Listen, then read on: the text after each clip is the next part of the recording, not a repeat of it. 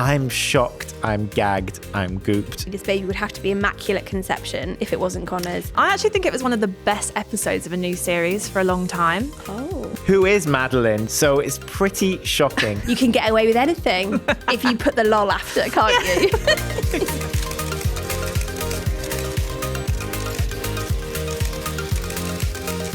This is Showbiz Fix, your destination for the inside scoop on all our celebrity exclusives and the biggest entertainment stories you're loving this week. Two women have broken the internet. Lily Allen on her new album, all about her breakup with ex-husband David Harbour, and the other is former Traitor star Charlotte Chilton, who exclusively told us this week about the new twist in her paternity row with Conor Maynard. But first, it's Traitors time. The Celebrity Traitors. Spoiler alert. Massive spoilers alert. If you've not watched it, please go and do that first and then come back and we'll be spilling the beans on everything else that's going on. I just felt like Ed Gamble. It's giving unclothed. I know, right? They're not true fans of Traitors if you're not watching it live with the nation at 9 p.m. Well, do you know what? I had several emails this morning about today's front page where we did reveal that Jonathan Ross, spoiler alert, left the Traitors. Really unhappy with us for spoiling it.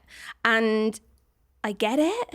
But I also think sometimes when 1 in 4 adults is now watching this show, it comes a point where you got to watch it live or you're probably going to find out, right? I'm like, do these people not have social media? Because I am now like, there's no way I am missing an episode. And if I am, I'm staying off all social media. I'm not talking to a single soul because otherwise you're going to find out, aren't you? You have to watch it live.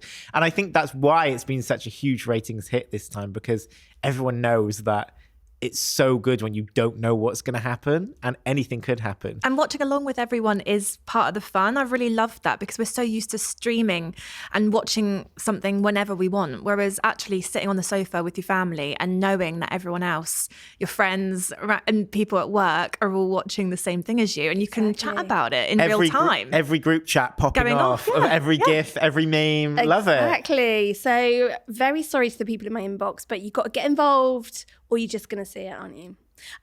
Huge news, though, that finally they got a traitor because... Finally. Is this the most useful group of faithfuls ever? Useless. I said useful. Definitely not useful. Useless. I think so. Honestly, have you guys seen all of the other series of The Traitors? So I'm a massive fan and I watched the Australian one, the second series of the Australian one. If you've not seen it, it was on iPlayer. I assume it's still there.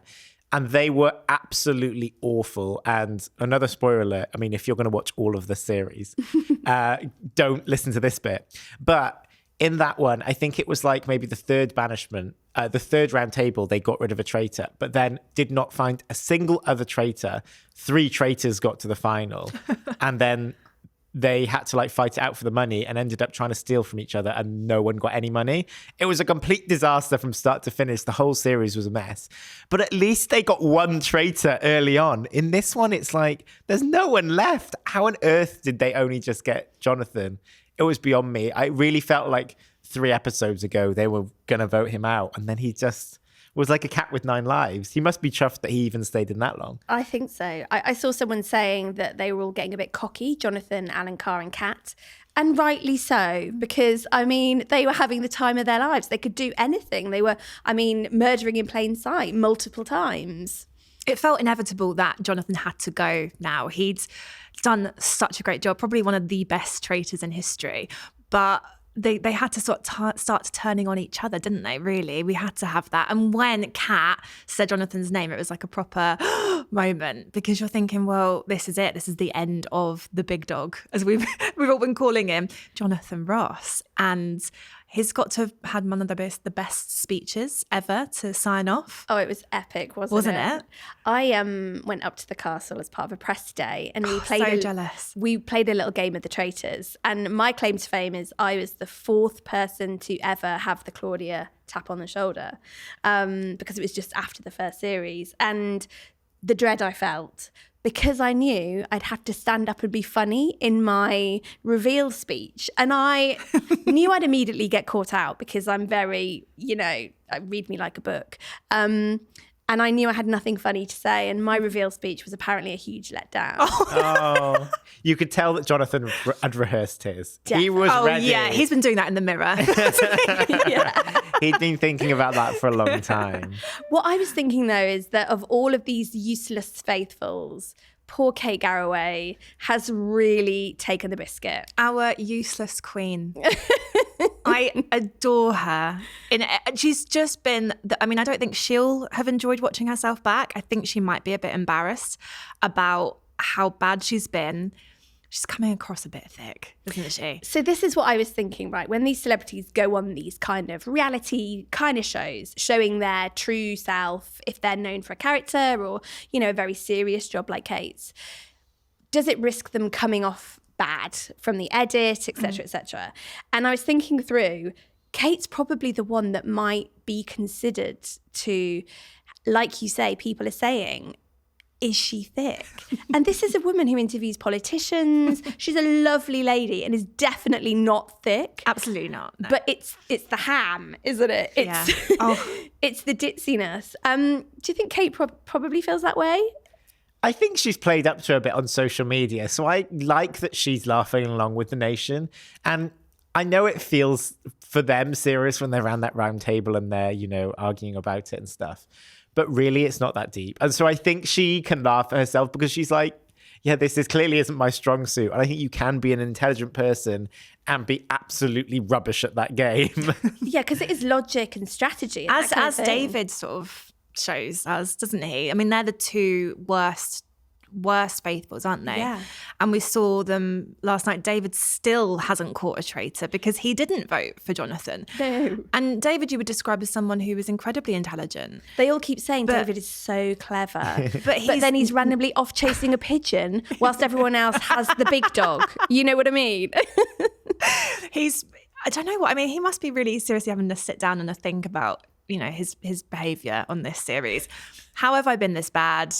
What does this mean for my future? Do I need to go back to university? He's just been terrible, absolutely terrible. Do I need to call in the PRs? Yeah, I think he does, yeah. Well, real life impact of the traitors we've seen is this fallout between Alan Carr and Paloma Faith. And people were sort of speculating about it because he killed her in the first murder of the series. And I always thought that was just, she was there, he could touch her.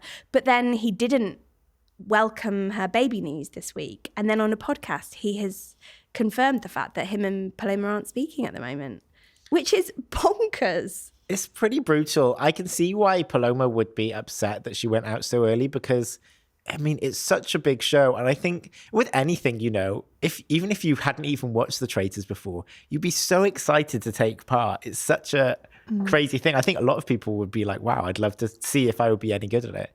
To go out straight away would just be really gutting. So I can see why she might be a little bit upset, but I don't know. But also, actually, I did notice that on Uncloaked last night, Jonathan sort of suggested that he'd only talked to one of the traitors since he left. And I thought, that's interesting. That is interesting. Is there a fallout there, or is that just maybe a slip of the tongue? Or he's definitely the chatty Cathy of the group. Not with the others, maybe, but he is on that podcast every week, spilling all of the secrets, which we love. Do you think he's maybe going to come out of this badly? He's been called a snake by Ruth Codd. That came out yesterday. Has he come across badly?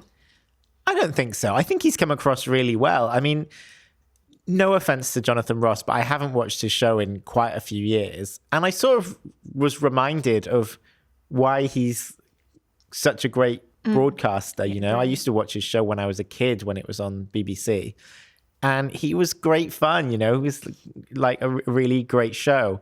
And sort of seeing him on there as this very interesting, witty, intelligent character who also could play along with a bit of the pantomime of it. I was like, yeah, go you, you're still a fun guy. And he was like, with his silly outfits and things. I was like, this is a cool guy. I like him, I couldn't agree more because I think Ruth, you mentioned, they've just had beef, haven't they? But Ruth is just doing it for press. She was a nothing on the show. I just didn't like her at all. Sorry. Brutal. Mean girl energy. But she just was or it's one of those like you could take her or leave her traitors, and she's come out and said things that I don't think are particularly accurate. And I think Jonathan has been everything this series needed. Him and Alan Carr, if it hadn't been for those two, and of course my sweet Kate Garraway, then I don't think it would have been the same. You know, he's really saved it. And I think he had a disadvantage from the beginning, because to me, I would have chosen Jonathan as a traitor if I was Claudia. So he has had that target on his back from the off, and he did incredibly well to last all of that time. Someone who everyone has loved getting to know more of is Celia. What an absolute legend. And I've got some big Celia news. Okay. Tell us. Specifically on the fart. Oh, God. Not her own range of merch. So it's come out today that she is absolutely obsessed with the fart. She's bringing out an air freshener or something. Is that what? Well, producers said to her, don't worry, we'll edit it out. It's fine. And she said, no, you will absolutely keep that in. That was my Celia news. But Fab. I know. What an exclusive. Icon. She's been great. I just love how she is kind of who I'd want to be in the game. Like she flirts and says about how I do love you, but also watching you. You know, she's just do that got kind that of thing, energy. I do sort of wonder whether, because she's an older woman, they've been too scared to like kill her off because it feels too cruel, because she is this like nice little old lady, but also she says her mind. Yeah. But I'm quite surprised she's stayed in that long. Don't think she's under serious threat tonight, though. Right, well, exactly. So tonight's episode, we have the dinner party where Alan has taken it upon himself as the hardest working traitor ever. He just loves the murder, to kill in plain sight. So he has to sort of utter the phrase, parting is such sweet sorrow, and then name someone to see them out the door. You think no to Celia? Is that what you're saying? No, I think she's. Do you think? To me, she's the one that it's just her time maybe to go. They don't think she's a traitor. I think it would be weird for him to do that toast to Joe Marler, you know? It would be an easier thing to say to a thespian like Celia. I did would like ride Kat's at idea. dawn if he did that to Joe Marler.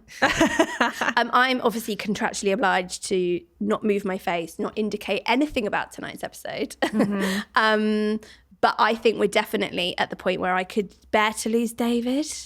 Yes. I know, think but so. he's going to stay because they need him as this distraction until he gets banished. So he's definitely not going to be murdered, right? I don't know. Are you a Jonathan Ross, Alan Carr or Kat Burns in our Traitors turret right now? I would love to be Alan Carr. I'd obviously love to be him. He's what an icon to inspire. You're to be. Kat Burns. Okay, I'll go with that. I think Kat's been I great. think you are a Kat Burns. Yeah. Yeah, I definitely see I that. was You're gonna- more of a showman. Like you're the kind of Jonathan Ross. Yeah. No, I was going to say I'd be useless and not being able to keep a straight face and generally like, oh, I don't know. What I will say is, for the Traitors, they've really played the game really well, and they've done loads of great distracting techniques. And, the faithful haven't had a lot to go on. How on earth they haven't massively picked up on Alan Carr saying, why won't I be murdered tonight? And forgetting he had the shield, but also making it clear, he clearly thought that Joe was coming at him from a point of, you're a traitor, so you're not going to get murdered tonight. Then realized he had a shield after he said it. Why on earth they haven't really completely gone in on that and been like, that's clearly what happened. Celia It seems is so pushing that obvious. narrative though, and I think that's why she's up on the chopping block. But I think Alan Carr is the human equivalent of putting a laugh face emoji after everything you say. Yeah. You can get away with anything if you put the lol after, can't you? exactly that. Kind of great. Well, another person who has absolutely gone in this week under the guise of music is Lily Allen. Oh gosh, this album. Have you guys listened to West End Girl? I think it's an absolute triumph, but also one of these records, the first 2 times I listened to it, I was gasping. It was absolutely shock after shock, gasp after gasp. I'm shocked, I'm gagged, I'm gooped. I cannot believe it's out. Gooped. I've never heard of that one. You've been on Gwyneth's shop. I will be using that phrase from now on. Thank you. Hal. Right, so Hal, I have not listened. I'm not across these revelations. So decode this like I'm stupid. So, Lily Allen met David Harbour in 2019. They got married the following year. She moved to America with her 2 daughters. And the album starts off with the song West End Girl, which is about her move to America. She's got this perfect life. They buy a nice house. And then she gets this call and she's like, yay, I've got a job in a play. And that is it's like 2 minutes in. He's like, well, you have to audition to have a role in a play. Obviously, he's an actor. And she says, no, like they've given me the part. Anyway, so she comes over to London. This is all in the first track. She comes over to London. She's doing the play and she gets this phone call. And you only hear Lily's voice on this phone call. And the suggestion is that the person on the other end is asking for an open relationship whilst Lily is in London doing this play. And then from there, it just unravels and unravels and unravels. And there are allegations of all sorts of stuff. But basically, the crux of it is that he asked for an open relationship. She didn't want one. Then you have these rules in an open relationship, right? So I think it was basically like, you can't know who the people are. You know, they can't be our friends or people you work with or whatever. And you have to pay for them. So basically a suggestion that if you're going to get with anyone else, then it has to be a sex worker. Oh, goodness. But then it turns out, you know, by track 4, tennis, she's asking who the F is Madeline, because she's seen these messages on someone's phone saying, you know, from Madeline saying, we're going to go and play tennis and all this stuff. And she's like, well, you don't play tennis with me. And then it just goes on, and it's like absolutely explosive. But this has been the big talking point this week is, who is Madeline? Because everyone's like, well, is it an actress? Is it a singer? Is it someone else famous? And then it came out on the weekend that actually it's this woman in America who's a single mum called Natalie. And she sort of confirmed. Allegedly. No, she has said, this song is about me. Natalie has said this song is about me. Natalie has said, I think this song's about me. And there's a correspondence in one of the songs where it's sort of Lily confronting this woman saying, you're getting with my husband. And this woman says, you know, it's only ever been about sex. There's no emotional connection. And it's Lily impersonating this woman. And when approached, Natalie, who is Madeline, sort of agreed that, yes, her text messages with Lily had been used in this song. So it's pretty shocking. And, you know, usually the thing is with celebrities and divorces and stuff, they usually want to keep everything out of the press. You want to keep it really quiet. It's always amicable, isn't it? You know, always want to say it's amicable, conscious uncoupling, whatever. We're still going to be friends. So to put all of this dirty laundry out there for the whole world is kind of shocking. And it's brilliant. But also the music is good as well. So I have to get that in there. It is actually a, you know, good album objectively, as well as being juicy. Cynic. Oof, go on. Is she just selling a tour, an album? Did this really all happen? Do we say these things about Taylor Swift, though? Yeah. I mean, Taylor Swift minds You did, every Hal. bit. You sat in this room and said that. Oh, I did, actually. But so that's why I'm Play saying the it clip. back. Roll the tape. But, you know, art is all about, you know, minding your personal life and stuff. To do it to this degree is absolutely shocking. I'm surprised that she's gone that far. But also, like, hey, if you go through a situation, why not, you know? It's giving proper woman scorned energy. She's getting her revenge. It's a really catchy album. I loved most of the songs, but, and there is a actual but, referencing butt plugs. I don't mean to be a prude, but do we have to in this? Well, if it's what she found, it's not, you know. She's probably got a range of merch coming out with including butt plugs, Maybe. tennis rackets. What else? Yeah, I mean, she's Lily Allen. Obviously, it's like such a nostalgic throwback, and I love her music. It's just fun and, you know, lighthearted and not to be taken seriously. I think that's kind of the point. So we read into things, but actually, it is just her. She's just bitching, really, at the end of the day. But Lily Allen, it doesn't stop the fact that Lily Allen is so annoying still. Oh. That's my point. How didn't Lily Allen use your TikTok as the TikTok this week? Well, so yeah, this week, I think this album was written last December in 10 days, right? So I think it was very fresh at the time. And now I think, you know, 10 months on, she can like laugh about it a bit. And I'm quite glad about that because I did put up a clip on TikTok last Friday of a snippet from this show called Summer Heights High, which is one of my favorite TV shows. It's like this Australian comedy from 2007. And in it, the character Jemay gets cheated on by her boyfriend, with a girl called Madeline. And she says, who the F is Madeline? You've got 4 texts from her. And so I put this clip up on social media and I said, Lily Allen on track 4 of her album. Yeah. And anyway, she reposted it on her Instagram last week, but then since then has done a lip sync to that sound, which I'm kind of enjoying because she is at least poking fun of the situation as well now. Like, I think she's come a long way and she can laugh about it a little bit, What a young person name drop situation for you. I love it. Well, this is all Trez beefy. I love it. I think it's going to be interesting. Obviously, the Stranger Things press tour will start very soon. That comes out in November. Has he responded? He hasn't responded at all. He's not said anything at all. I sort of wonder whether he will. I doubt he'll do any interviews for Stranger Things. I don't think Netflix would let him delve into this during a press tour. There's no reason, I think, for him to address it. It's out there. And I think if he really wanted to combat it, he would have, sent lawyers their way, but he didn't. Yeah.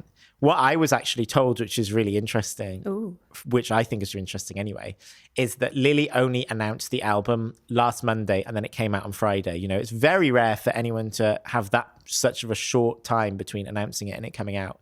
And I was told that was because David had no idea about this album. He did not know it existed. He did not know she'd written about him. And so the fear was that if the album was announced and it was going to come out in 3 months' time, that would give him enough time to get a legal case together and stop the album coming out. But obviously it was such a last minute thing. It was announced and almost it was out straight away that he was probably blindsided by the whole thing. Oh my God, kapow. God, right, I'm coming to Amanda now because she has another Trez beefy situation. Loved you two. I need you on more because you are bringing all of the goods. We're your favourites of Showbiz Fix. Yeah, you're like the Ryan and Sharpay. Amanda, you've been chatting with Charlotte Chilton, who obviously was on Traitors, but now is arguably better known as the woman who maybe had Conor Maynard's baby. What's the latest on this? So this is the showbiz war that everyone is talking about. Yeah. Charlotte Chilton, she was on the Traitors Series 2. Conor Maynard is a YouTuber, used to be a singer. I mean, he is a singer, but he sings online now. And no, that sounds too pet. Carry on. No,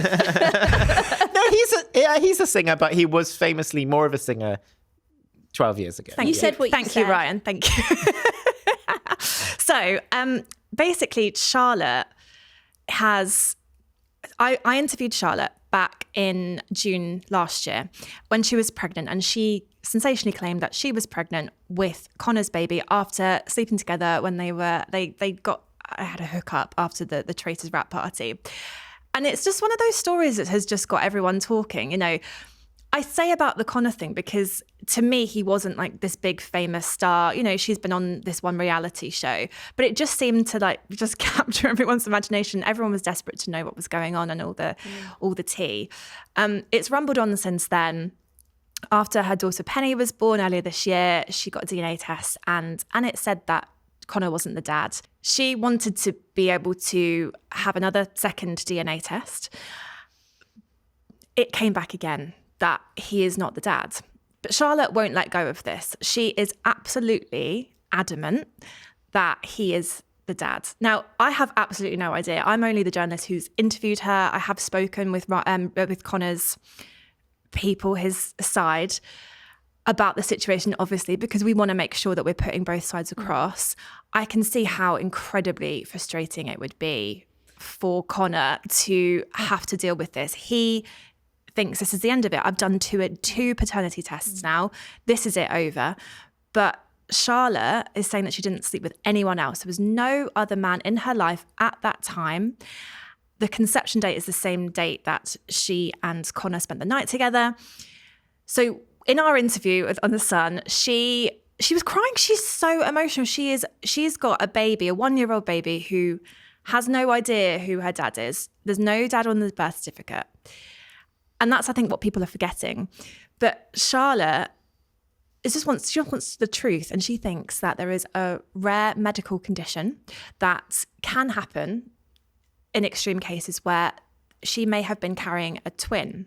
It's called chimerism. I don't know if you've heard of it, but it could mean that she was pregnant with twins, and twins run in her family, and that the twin, one of them had sadly died, and that would have been the one carrying Conor's DNA. Oh. Obviously, it all sounds pretty wild. I mean, that sounds quite feasible to me, though.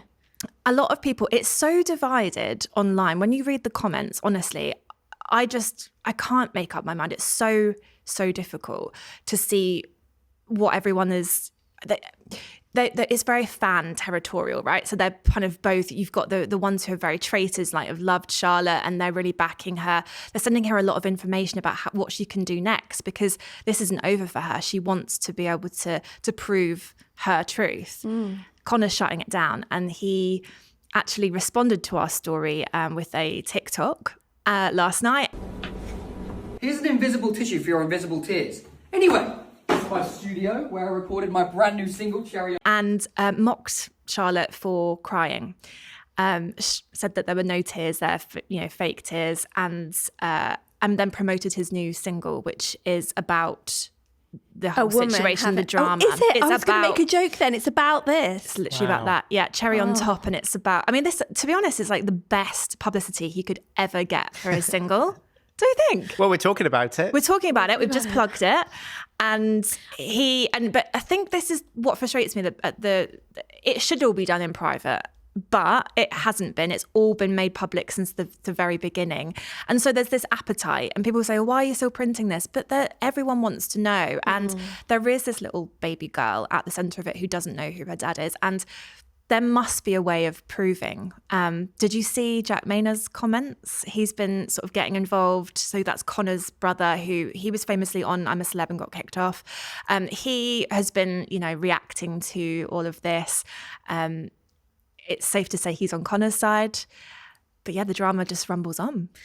The thing that I think about this, knowing no real details like you do, is that these are huge claims. To say that you hadn't slept with anyone else, so essentially this baby would have to be immaculate conception if it wasn't Conor's, to then suggest there might be a medical reason for this, it's, why aren't we believing the woman? That's the only thing that always sticks in my mind, and I have seen a lot of people say this, is that this is so humiliating to go through two failed paternity tests, and she does look like she's being made to look in a certain way, a kind of crazy liar. No one wants to look like a crazy liar. No. Why would you put yourself through that? Yeah. But on the other hand, you've got Conor saying, look, there is evidence, there are 2 paternity tests saying that I am not the dad's. It's so difficult, and it's one of those mind-blowing stories that people can't get enough of. I just sort of think if Conor thought at all that he might be the dad, you would probably step up and you'd want to accept responsibility for this child, like it's a gift at the end of the day to become a parent, whether you're with the person or not, and I just think if he's so sure, and after 2 paternity tests, something's not lining up. I don't understand why he's so sure that it's not his. Because he seemed sure before he even had the paternity tests, right? Mandy D, I'm going to need you on this. Oh, yes, I will report back. We need Louis Theroux. We need the FBI. Because in that order, Louis Theroux will get it probably first. It's going to be on Channel 5's biggest celebrity mysteries. Oh, I thought you were going to say Channel 4 drama starring Sheridan Smith. Conor Maynard. Sheridan Smith is you. She could so suit that hairstyle that Charlotte's got. Really a bit of a cropped look, some red lippy. Yeah. Sheridan would pull that off. I just love it. God, right, how? We're on to bin or binge now. Okay, fab. Right, so let's lift the mood. Yeah. Let's lift the mood. So I am absolutely binging Cat's Eye this week. Do you know Cat's Eye? Are you familiar? I know them off of the dance on the Gap advert. Yes. So they are absolutely fab. They were formed on a Netflix show a couple of years ago, but they are this 6-piece girl group. They are incredible. And I just saw them on Tuesday night. They did their first ever European show in London. And they are so good. They are basically Gen Z Pussycat Dolls, but with more than one Nicole Scherzinger. So there are actually some singers involved as well. But they look incredible. They dance incredibly. The songs are so catchy. I think they're really promising. I've just been binging their music all week. So I'm really into them. But I am binning Love is Blind US. If you watch this new series, oh my God. So the reunion episode is out today. And I will watch it because I've now invested 13 hours of my life that I'll never get back. So what's one more? But these shows, I mean, Love is Blind UK this year I thought was quite good because there was actually a couple that got together. This one was absolutely a mess. It was just rows. It was like, seemed like half of them were drunk for most of it. I didn't know what was going on. It was a complete mess. And I was like, this is just absolutely insane. There's no way these people are here to find love. And, you know, when you're just going through the whole process and saying no at the last minute, I was like, what is the point of this show? It was completely pointless. Because they just want to be on telly, don't they? Right, Mandy D, what we doing? I'm going to bin bloody ITV adverts. I know that they've got to keep the channel running and money and blah, blah, blah, blah, blah. But I'm watching Trigger Point. It is so good. It's not a new drama. This is the third series of this drama with Vicky McClure. And I'm just obsessed with it. It's really tense. You're on the edge of your seat. You never know what's going to happen next. And then a bloody advert comes on. And you're like, oh, great. Okay, well, wait for that. Wait for that. If it was a BBC drama, this kind of series would be getting so much more attention than it actually is. I put it down to the adverts. You need to be watching on ITVX with a paid subscription, love. I know. I hate ITVX. Don't get me started on that. That's my bin for next week. To be fair, I've binned ITVX a long time ago. It's rubbish. It's awful, isn't it? And yeah, and glitchy. Come on, sort it out, ITV. Yeah. Binge. I'm going to binge my all-time favourites, Kardashians, and I just have no guilt about it. So it started its new series again last week, and I actually think it was one of the best episodes of a new series for a long time. Oh. There was actually stuff that they were talking about, and there was stuff that they were doing. Chloe was on spectacular form as usual. She's so funny. And Kim talked about Kanye, which she has been really hesitant to do for a long time. It just felt like it had a bit of life. You know, we heard Chris talking about her facelift, which we all obviously want to know about. And then they did a preview, and the series looks brilliant. So I'm very much I know it's one of those shows that, what do you always call it, that thing where you can watch something, you can... Yeah, like chewing gum telly. Yes, chewing gum telly. Whereas I think it is that, of course, but I still am a dedicated fan that have watched it for so many years that I just need it to remain in my life as a constant. You're in their these longest tricky times, you know. Absolutely. Yeah, they're mine. I think the Kardashians in general are just fab. And Kim Kardashian did Graham Norton last week, and she was so good on it. I thought she came across really well and likable and I think she did. I would love love Chloe or Scott to do I'm a Celebrity.